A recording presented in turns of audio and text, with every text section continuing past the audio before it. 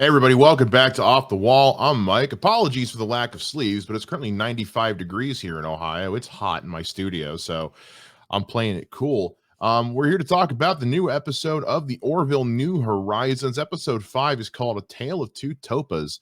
And I really want to point out the fact this episode was both written and directed by Seth MacFarlane.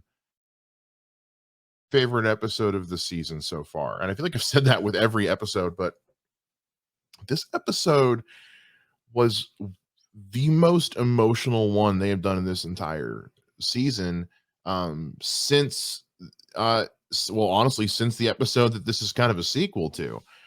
So let's get into all this. Episode 5 is called A Tale of Two Topas, and the story primarily follows around Topa, who is the child of Bortus and his husband Clyden. If you remember from the season 1 episode about a girl, Clyden and Bortus's child was born female, which for Mocklins is a bad thing. They are uh, like their species only born as male. Being born female is seen as like a birth defect because it's just not a thing for them. And in that episode about a girl, the idea comes up about doing sex reassignment surgery on their daughter. It's kind of a whole thing um, that goes on through. This comes up many times throughout the show.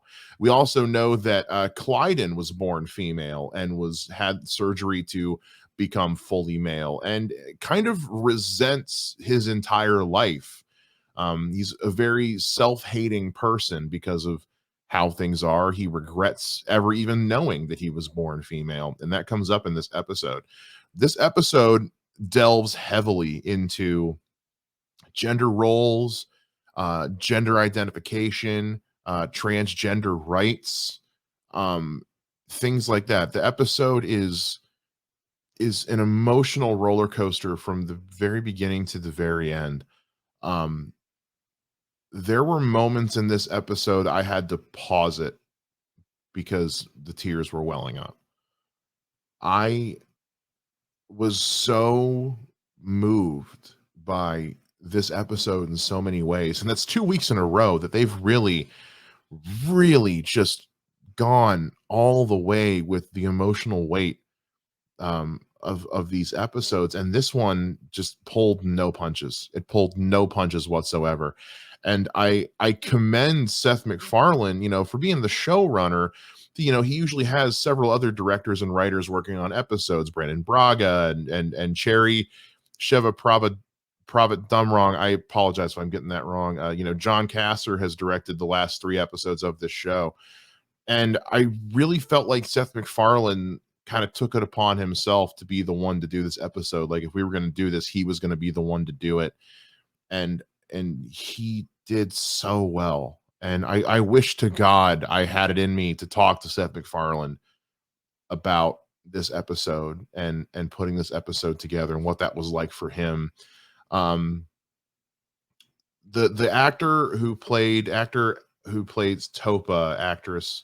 I'm trying to find their name. I don't see them listed on the Wikipedia, so I'm trying to find their name here so that I can give them due credit. So Blessin Yates plays the role of Topa. Um, they haven't released a lot of information about this episode at the time that I'm recording this. I believe Blessin Yates plays Topa as a male and as a female, because you can tell there's some voice adjustments done to make Topa sound more masculine for the majority of this episode. And after the gender reassignment procedure goes through to turn Topa back to female, the voice sounds much more natural, much more feminine. And also you can see that they've adjusted how the makeup is done to accentuate like the more feminine features, as opposed to prior where Topa had a kind of a rounder head similar to Clyden and Bortus. Um, it's some fantastic makeup work done in this episode. But The emotional storytelling in this episode is just it's such good writing, and it's such good direction on Seth MacFarlane's part, um, who's barely in the episode. And I think that's such a great thing when you've got someone who's as hands-on as Seth MacFarlane to be willing to, step back and not be, basically just not be in an episode of his own show for more than a couple of minutes tops. Um, to let the other characters have their time in the spotlight. It's been a great thing throughout this entire show's run, is letting all the characters have their moments to shine. It's not just about Seth MacFarlane's Ed Mercer, and the care that Seth MacFarlane took with this episode is so prevalent on screen. Um, I don't have a lot to say about this episode, which is weird, other than just to say it's so good and well written.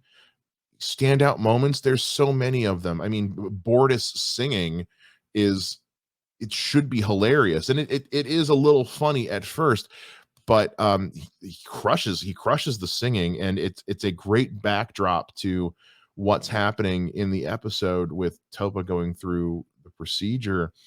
There are some moments between Bortus and Clyden that are raw and passionate and angry and dramatic and are so full of emotion. Even if you disagree with everything Clyden's saying, you still feel the raw emotion in it. There's a moment where Bortus just cries because he loves his child, but he loves his husband, and it's so overwhelming for him to be in the middle of this. And there's a moment between Bortus and Topa, and this I don't want to spoil. I think you should absolutely watch this episode. But there is a moment between Bortus and Topa that is so magically heartbreaking but heartwarming at the same time. I started just crying. It was it was unlike anything I've seen in something Seth MacFarlane has done before. I said this on Twitter, and I'm gonna say it again. If you are not watching the Orville, you are missing out. I know that people hear Seth MacFarlane and they get a little uneasy. I know they hear things like satire or spoof or Star Trek love letter and they get a little uneasy. I'm begging you, like, not just this season, like the whole show, but especially this season is so good. And this episode is just like it makes me, and this shouldn't be something I care about. But I look at this like the same way I look at the last episode of The Boys, of Herogasm, which is again a weird thing to say, but it's like, submit this for an Emmy. Submit this for Emmy consideration. I know there's a snowball's chance in hell that it gets taken seriously, but it's like this is the kind of television, this is the kind of production that the Emmys exist for. This is the kind of thing that we should be seeing get submitted to these award shows, and this episode of Tale of Two Topas is so, it's just so good. I can't say much more about it without just like regurgitating the whole plot at you guys. There's moments with Isaac that are fantastic. Even Clyden, who's kind of painted as sort of the antagonist of this episode, does such a good job. The acting is so good, the writing is so good.